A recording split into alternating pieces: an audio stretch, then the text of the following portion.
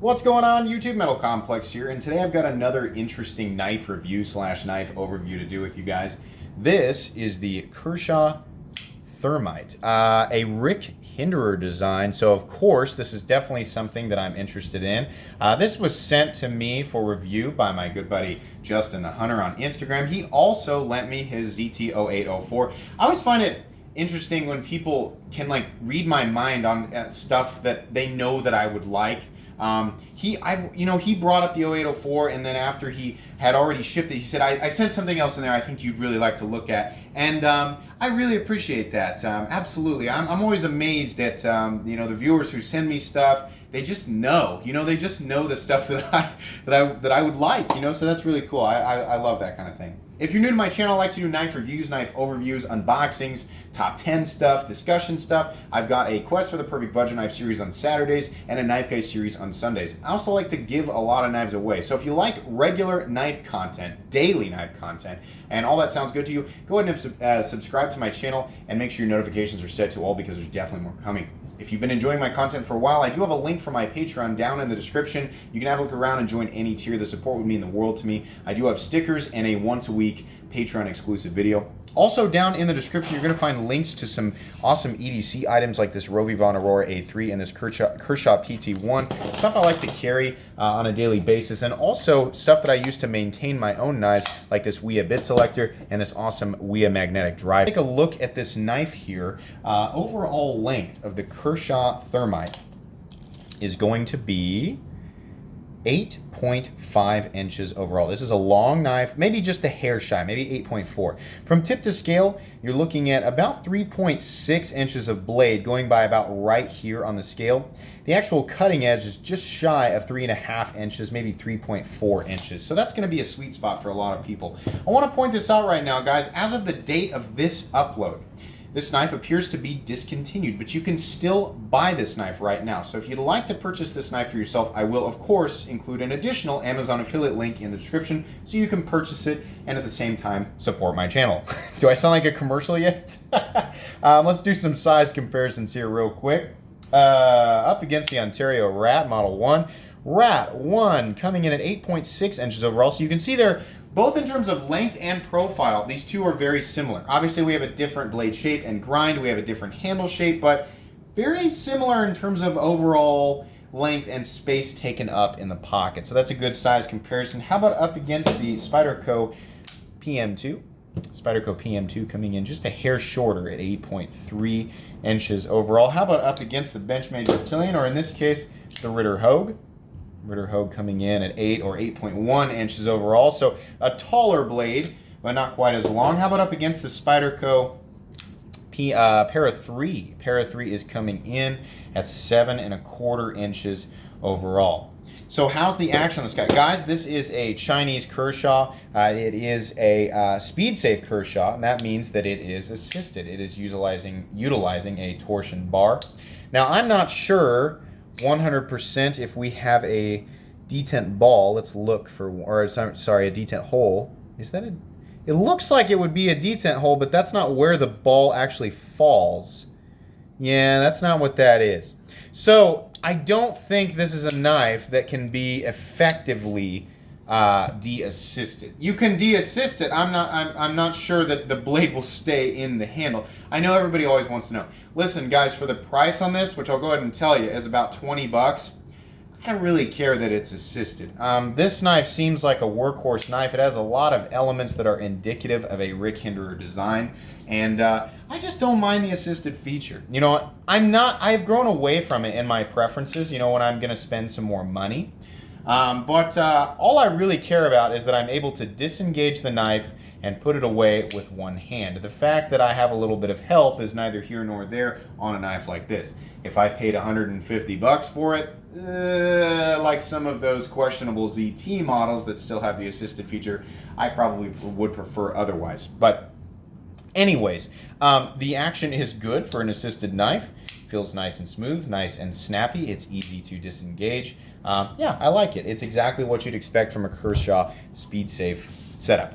So weight on this guy, we're rocking steel on the frame lock side, another steel liner on this side, and a G, is it? Yeah, that's G10. Yeah, That's G10. G10 scale. 4.73 ounces. Honestly, a little bit lighter than I thought it was going to be. I thought it was going to be about 5 ounces. This is weigh the rat. Yeah, the rat weighs a little bit more. So, if you're okay with the rat, you're going to be okay with this knife. If you like ultra lightweight knives and you work in an office and you wear tight-fitted khakis, then this, I'm not making fun of you, I'm saying this knife might not be your preference, as well as people who wear athletic shorts every day. Again, probably not your preference. This is going to be more of a jeans knife, you know, or heavy material pant knife. So, no issues there with me, though, because the overall carry profile is one that's fairly slender. We'll put it up against the PM2. You can see they're quite a bit thinner than the PM2. And in terms of profile, other than that flipper tab that's sticking out a little bit, it's really not, I mean, it's much easier to carry, in my opinion, than the PM2, other than the weight. So carry profile, I think, is pretty good. Let's take a look at the anatomy of this blade. What you're looking at here on this particular model is a drop point kind of spanto. It's kind of a compound ground spanto blade. Those of you familiar with Rick Hinderer's spanto. It's made out of HCR 13 MOV. HCR 13 MOV to me is completely acceptable on any knife under $50. So considering this is about a $20 knife, I got no problem with it. Apparently, HCR 13 MOV is pretty easy to sharpen. It should take a razor edge. Now, this all depends on the geometry of the blade, but it should take a very, very fine edge. And it's stainless, and it holds an okay edge. You know, it's fairly well-rounded, completely acceptable. Definitely better than your junk steels, your 420J steels, and your 7CRs and all that other crap. So yeah, I have no problem with that. This comes in 3 different configurations as far as I know. I could be wrong. I know it's at least regular tumbled and a sort of black acid wash, which is what this is. And then I think there's a satin version of it. I might be wrong, guys, but there's at least 2 different versions of it. So that's pretty cool. Your blade stock thickness on this guy, go ahead and turn that guy on here real quick and make sure she's zeroed out. Make sure she's zeroed out. Blade stock thickness coming in at only 114, 115 thousandths, so not super thick to begin with, but it does make use. Here's why I don't mind that. You know, for a knife that I would consider to be, you know, a knife that I would reach for if I was going to go outside and do some work, you have a pretty robust flat that carries out about 85% of the blade, right? It carries the full thickness of that 115 thousandths all the way out here, and what you end up with is a pretty robust tip. I always use the PM2 an example. PM2 much thicker at 145 thousandths, but look at the difference in the tips. Yeah. The way that it's ground, having a flat grind at the tip and this sort of hollow grind up here, makes it okay, you know, behind the edge. It is fairly thin behind the edge. I would say that's it's thinner than I, you know, see on your average high-end folding knife. So yeah, that's pretty nice. Now up here though, it's very thick. You can see Justin's been using this part up here. Really, I don't know what he's been using it for, but he's been using it. That tip is substantially less likely to break than your average tip on a blade that's 115 to 120 thousandths thick. It's a great hard working blade shape. I really like that. I also just genuinely like how it looks. You have some jimping that's kind of rounded and kind of soft. I mean, all the edges are nicely knocked down. There's nothing sharp, but the jimping is almost not aggressive enough. It'll do the trick. You can bear down on it. It's just not going to grab your finger like the jimping on the PM2, which is honestly a little bit aggressive, or jimping on, you know, something that's really just great, like on the Ritter Hogue. But that's fine, no big deal. The thumb studs are a really good style and shape. They're easy to engage with, kind of. I'll say this. Actual Rick Hinderer designs, which I've still got this one right here, because I haven't sent it to Harry yet. This is an actual Rick Hinderer XM18, except it's a Warncliffe. The studs double as the external stop pin, and they're not in the best place for deploying it with your thumb, but I like the effect that they, you know, what else they do, which is mitigate pressure away from the pivot if you're using the knife really hard, which is something you might do with a knife like this, even if it's not something you should be doing. I think they missed an opportunity here to make this more Hinderer-y, if that's a word, and just make these external stop pins by making a little bit of a cutout right here and moving the thumb stud back. What that would do in this position is move the thumb stud ever so slightly up this way, and it would honestly be just a little bit easier to engage with, you know? Because of this situation here where we have the flipper tab bracing up against your finger while you're braced here to get an optimal position, it kind of creates unnecessary friction and kind of some confusion. You have that situation happen, you get a little bit of a misfire there. It's not that big of a deal. I'm nitpicking. It's fine. You'll adjust to it as we all do. We are adaptive beings. We find ways to make our tools work. It's just a little bit of a hindrance. Oh, wow, funny joke. Oh my God, that was lame. But yeah, you guys know what I mean, right? It should be moved up just a little bit. Not that big of a deal. You can see here there's holes milled out for tip up, tip down, right or left-handed carry. This is a flipper knife, so it really shouldn't be tipped down, but if that's the type of person you are, then that's fine. It's your knife, it's your preference. It is nice that you have all of those different positions despite it being a right-handed frame lock, though. I really like that. The G10 looks nice. The pattern on it looks very tactical and whatever. It's got some nice grip. It's not super aggressive on the texturing, but it's nice. Ergonomically, I love this thing. It has obvious positions, like where they're making a suggestion on where to put your hands, but it's not like you have to. It's like, hey, here's a good place to put your hands, but you don't have to. You can totally wrap up back here. You can totally move up. I mean, there's a lot of room. There's a lot of open area right here, and I really, really like that. Give you kind of a close up there. Nice and rounded off all the way around. No sharp edges whatsoever. We have 3 screws back here that are unfortunately T6. Okay, that's what they are. That's how they've been. I don't like that. I wish all body screws were T8 like the pivot, but it's not, so whatever. They all go into a backspacer, which is nice. It's a gear pattern backspacer that's slightly raised, so it does offer a little bit of traction if you are holding the knife upside down, I guess. But okay, I like that. Offers a lot of additional structural integrity to a knife that probably really doesn't need it, but it adds that in there without taking anything away. The balance is actually, it's a little towards the butt. It's a little bit butt heavy. I mean, that's about right. I would prefer it's balanced up here. It's balanced about right here. And that's probably because of the backspacer. So they might have done better with standoffs. Since they have 3 screws, they could do 3 standoffs. You wouldn't be sacrificing any meaningful strength there, but okay, not that big of a deal. We have Kershaw's typical deep carry pocket clip. It's okay. It does have kind of a bill. You're going to get that caught on something and probably break it off. I think Kershaw's warranty is pretty good, even with their Chinese models. I think it's pretty easy to get an additional pocket clip. In fact, I think I actually have a ZT clip that will fit that. I don't know. Let's take a look. Oh no, that's a Benchmade clip. I'm not going to waste time with it. I think some ZT clips are actually modular with Kershaw knives. That would make sense since they're all under KAI USA. I didn't give you guys a look at this. 3880 BW, KAI patented hinder design, just for people who want to know model number. As usual, I didn't go over this. I don't mind that it says Kershaw here. I don't like all this stuff, this stamp of like manufacturing they put on it, but that's okay. It's not that big of a deal. You have a nice, large lanyard hole there. Easy to get some 550 through.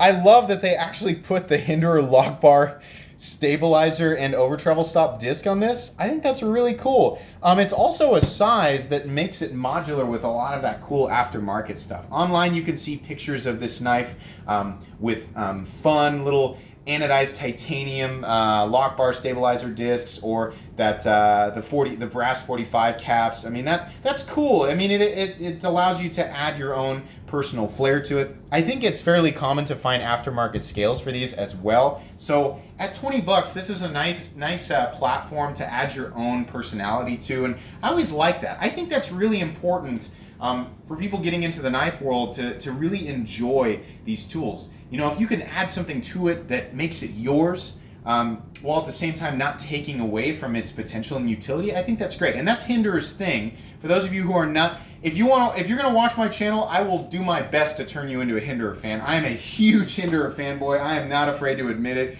Pretty much any time a Hinderer knife shows up on my table, I'm gonna give it a good review. That is a personal bias that I have. I do my best to not be biased, but I'll admit that I just am a little bit. I really like Hinderer knives. And Hinderer's thing is make it your own. And he's smart for doing that, because that is a huge draw to the whole collector enthusiast corner of this knife community, which is a lot of us. So that's cool. I like that. Anyways, yeah, it has the lock bar stabilizer. It does not have a captive pivot. Now, I don't know if inside this it's D-shaped to keep it from free spinning. I don't know. I'm not going to get into it because it's not mine. This knife is, despite being used, it is still centered. Now, it looks like it might be off-centered, and it might just be by a hair. I think that might be because of how the tip is ground and because we have a little bit more thickness on this side, the liner and the G10 combined, versus the thickness of the titanium lock, or I'm sorry, the steel lock side. But in any case, it does not rub, and there's no blade play up, down, left, or right. Again, I just really wish that those were external stop pins. You know, that would have made this thing just flat out amazing to me, you know, at $20. But I'm okay with it the way that it is. The only other thing that I wasn't 100% sure about was what this was running on. Let me get my flashlight set up with the right right beam here. There we go. I actually really like this. This is the EGTAC D3C USB with a USB rechargeable battery. Really like it, but I have to fiddle with it sometimes. I think those are phosphor bronze. Let me look in my light here. Boy, they might be nylon though, guys. I can't tell if it's nylon with some debris on there that's making it look that way.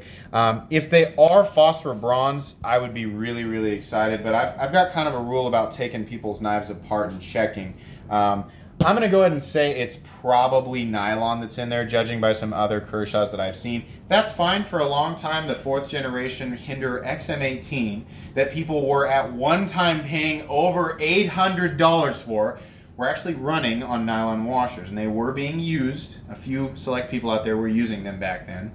A lot more do now, but you know, it was pretty rare that those nylon washers created an issue. Now, understandably, people just prefer phosphor bronze over nylon in terms of a knife that they actually plan to use. They're going to be more durable and at the same time keep dirt and debris out of there. I don't really have a problem with nylon at this price range if that's what they are. If they are phosphor bronze, then great. I just don't have a problem one way or another.